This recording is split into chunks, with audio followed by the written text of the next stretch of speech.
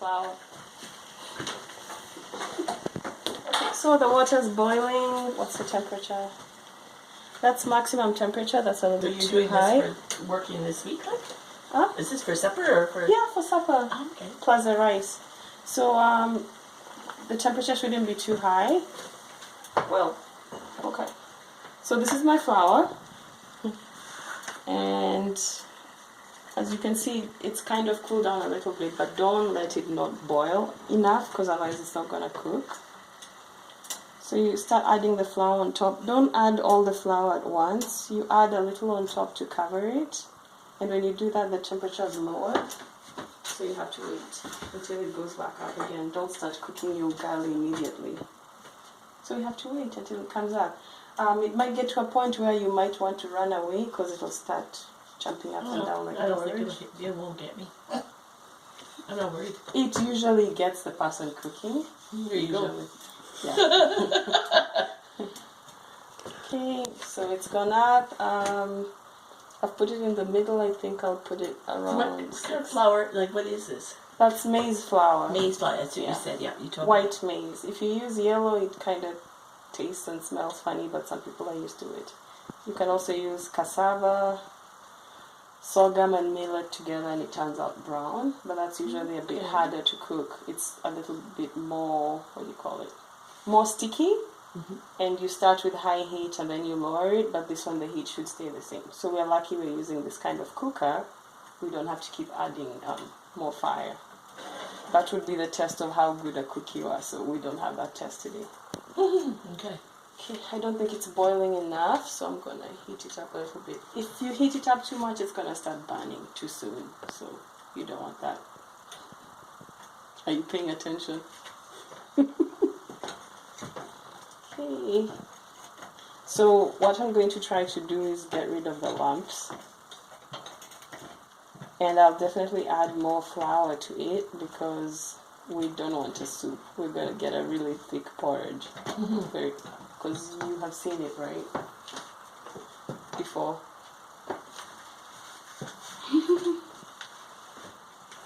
Kind of worried about the heat. I don't want to end up with like raw ugali. If you put too much and you mess it up, it begins to stick too much. You can add water to the bottom, like you do this and you add water to the bottom and then you wait for it to heat up and then you mix it up with the rest. That's how you make it soft. Yeah, this is a bigger pot than I usually use, so I'm kind of used to using a shorter pot. So maybe the heat should be higher. There's a lot of science to this. And experience that you need. And then if you don't cook it in a while, your wrist is gonna hurt and you have forgotten some tricks. Probably increase the heat a little bit. Okay. So now when it's doing this, that's when it usually starts getting people and going everywhere. Yep, it'll get you. Be careful. If you don't get all the lumps while you're eating, you're going to wind up with flour inside your mouth and you definitely don't want that. And then we have to get the lumps out quickly before it cooks, before it solidifies. So you have to be active. Some people say ugali cooks in 2 minutes. Don't listen to those people, they don't know how to cook. Those are bad ugali cooks.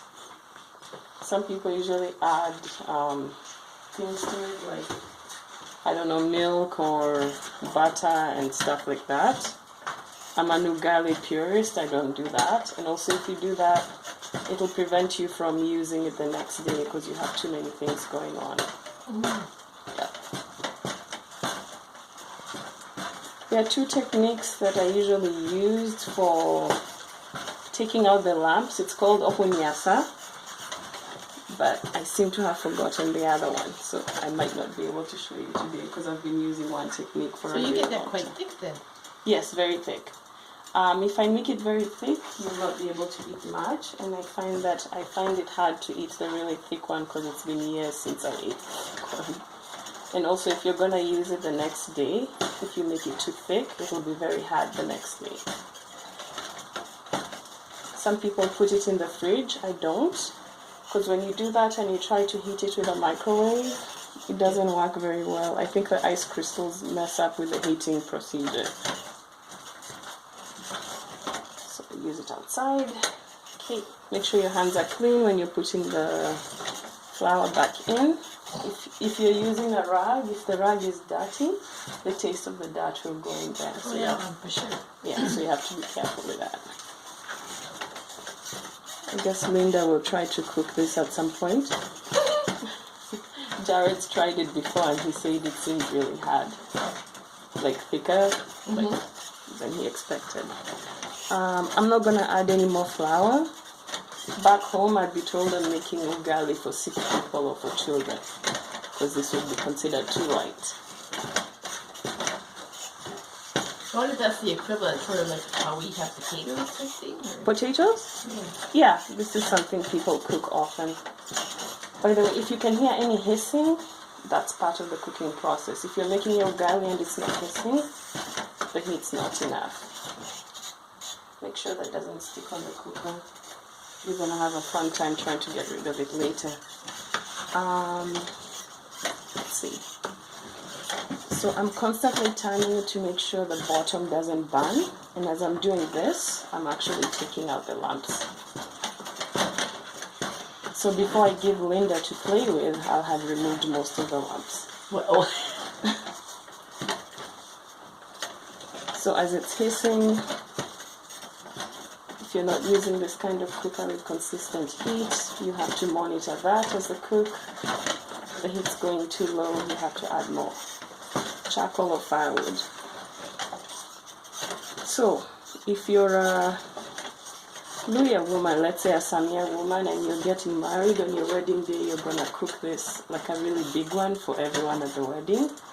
And that's going to be a judge if you're a good cook or not. So it can get to be really embarrassing. Glad that wasn't on my prerequisite of getting married.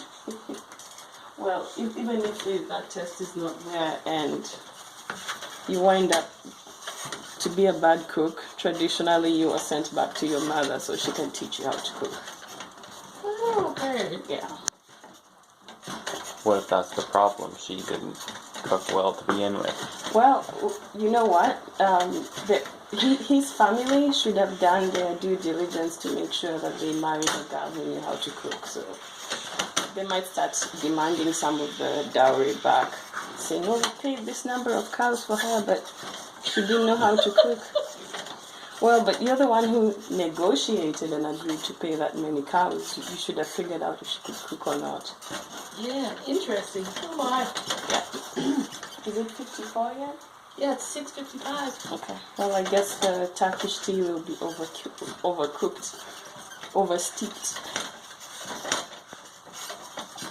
Okay. It's gonna be kind of so. You can hear it's hissing. That's one of the ways to tell that it's cooking. You can also see it's not sticking too much onto the cooking spoon. That's another way to make sure it's cooking. And the way it's not sticking to the edge of the cooking pot, that's another way too. So if you're using a non-stick cooking pot, it takes away that extra way for you to notice. Another thing too is the smell. It should be smelling different from when it was just flour. So how long do you normally have to cook it about? Depends on how the smell has changed and if it's burning or not. So if you'd like to smell it compared to just the flour alone. Yeah. I really can't smell anything yet, but it's definitely not ready yet. If we eat it now, it's just going to be hot water and flour. That's it. Oh, okay. That's not cooked. Interesting. And I'll be able to tell right away that I made undercooked ugali. This is going to be a stiff one. I can even feel it. I don't know if you're going to manage, Linda. Why what? If you're going to manage. So that's one way. I think some people usually. It takes a little bit of elbow grease. Actually, more of your wrist, because when I Yeah. started cooking after a long time, I had pain in my wrist.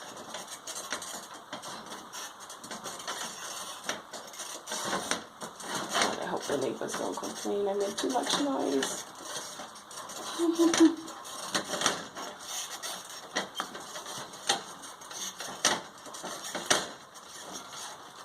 So I don't know, Linda, I think you've eaten ugali before and you found it a bit tasteless, right? I don't think I have had it. Where have I had it? I think you tried a slice or something, I'm not sure. Oh, did I? Maybe. Maybe, I I'm don't not know. sure. Maybe the heat's too low. It's not hissing enough. But I don't want to burn it though. If you burn it, it ends up turning black, and then the black section will actually be bitter as you're trying to eat it, so you don't want that.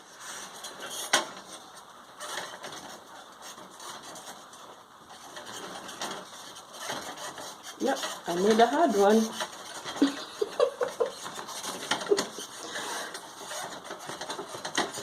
Linda, do you want to try? Oh gosh, no, you go for it.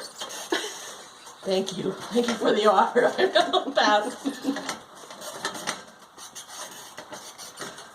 Yeah, sometimes I eat this for breakfast and then it stays in my stomach almost until even lunchtime. I'm not hungry. Yeah. So that's just part of cooking it and taking out the lumps. When you're about to finish with it and take it out of the cooking pot, you start changing the shape. You start shaping it up. I like how it cuts it. Interesting how it's cooking up like that. Yeah. I didn't really know what I was going to see. Ah, okay. So now we're going to start shaping it to get it ready to come out. But even though we're going to do this like the first time, we're still going to turn it around so the top part cooks again. So this is where the hissing will actually get more interesting. There'll be more hissing now. You can hear that? Yeah. Okay, if anyone cooks for you some ugali and it never goes through this stage, just Oh yeah, listen to it. hit Oh my them gosh. with the cooking pot. Just hit them with something because they don't know what they're doing. That's interesting. Okay, so it's rising and Huh. you take out that pocket of air. It will rise again and then I'll turn it around just so the top part cooks again.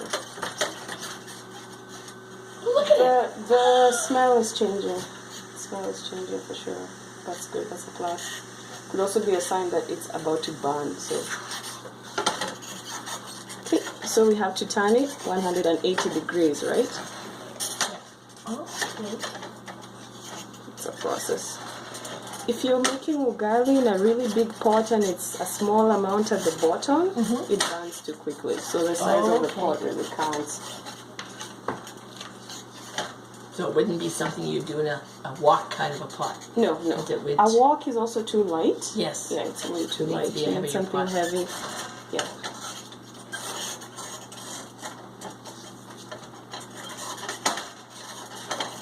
So even though I've turned it like this the second time, I'll still turn it a third time just to be sure.